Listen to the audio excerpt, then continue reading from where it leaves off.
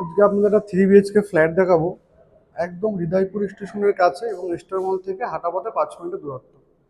তো এইটা হলো ডাইনিং এবং ড্রয়িং এরিয়া, এবং এইটা হলো একটা বেডরুম,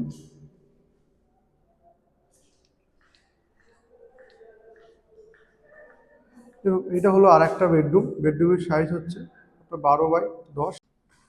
এটা হলো ব্যালকনি। এইটা কিন্তু একটা কিচেন, কিচেনে কিন্তু গ্রানাইট দেওয়া আছে।